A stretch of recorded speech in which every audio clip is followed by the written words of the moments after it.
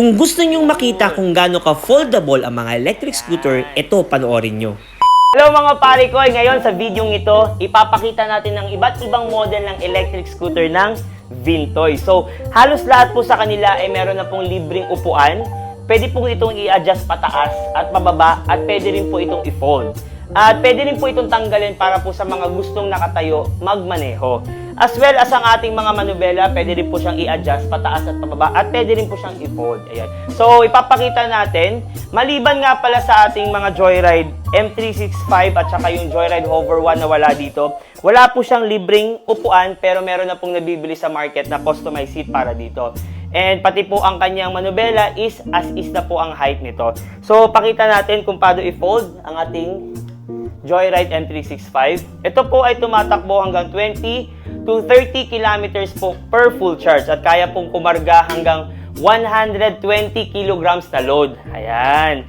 So, tumatakbo po siya hanggang 25 kph and kaya pong umakyat hanggang 15 degrees na incline. And nagpipresyo po ito ng 14,999. So, ito naman po ang ating Mavi X48 na kaya naman pong tumakbo hanggang 30 to 40 kilometers po per full charge at kaya pong kumarga hanggang 150 kilograms na load.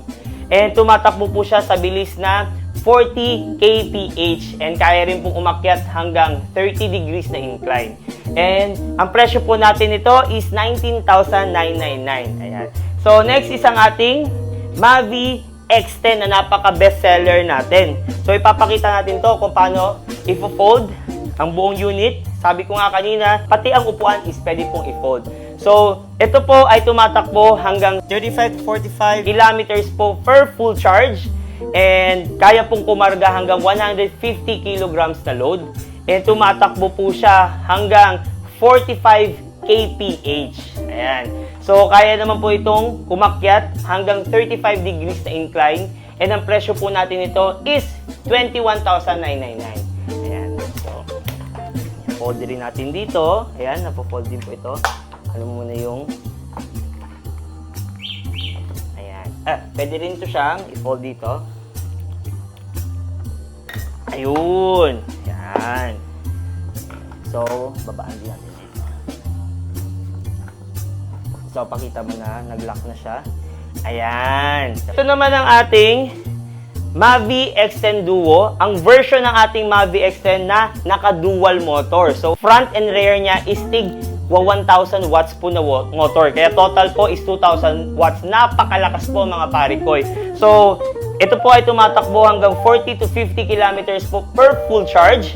And kaya pong tumakbo sa bilis na 55 kph. And since dual motor po siya, kaya niya pong kumarga hanggang 170 kilograms na load. And kaya pong umakyat hanggang 45 degrees na incline. So, this is 28,999. Ito naman po, isa sa bestseller din nating mga dual motor, isa ating Mavi Thunder naman. Ayan. So, ganun din po. 40 to 50 kilometers po per full charge ang kaya niyang takbuhin. And kaya niya pong tumakbo sa bilis na 60 kph. And as well as ang ating Mavi X10 Duo, same po sila na kayang kumarga ng 170 kilograms na load. So, ibig sabihin nun, kung ang timbang nyo is nasa 80, pwede pa kayong mag-angkas ng another nasa 50 or 60 kilo na kasama. Ayan. So, kaya niya rin po umakyat na 45 degrees na incline. So, this is 32,999 pesos. Ngayon naman, isang ating Ostron machines, na which is ang ating Ostron Ultra Mini. Ayan. So, papakita natin ngayon na pwedeng tanggalin ang upuan. Ito po ay tumatakbo hanggang 100 to 120 kilograms per full charge. Napakalayo mga parikoy. And kaya pong tumakbo hanggang bilis na 85 kph. And kaya pong kumarga ng 200 kilograms na load. Kaya rin po syempre umakyat hanggang 45 degrees na incline kasi syempre ang ating mga Ostron machines ay dual motor. As well as ang ating Ostron Optimus. So, ito nga po pala is 51,499. Tanggal na ang ating upuan. So, pwedeng i-adjust. Ito. Pataas. Ayos ba mga parikoy? Okay. Ang ating Ostron Optimus naman is kaya rin pong tumakbo hanggang 90 to 100 kilometers per full charge.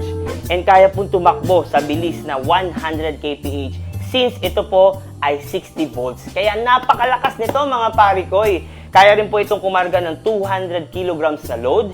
Kaya rin pong umakyat ng 45 degrees na incline. And ang presyo po natin nito is 63,499 lang naman. So, sana may mapili kayo sa mga electric scooter ng Vintoys and marami pa po dito ang wala. Meron pa po tayong mga dipad jack like V-Bike Fold and V-Bike Oxy V8. Meron din po tayo para sa mga PWD at seniors at saka sa mga hindi marunong mag-balance yung ating Joyride 3-wheel scoot at saka ang ating Joyride 4-wheel fold.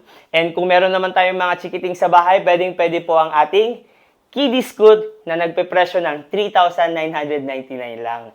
Ayan. So, thank you mga parikoy!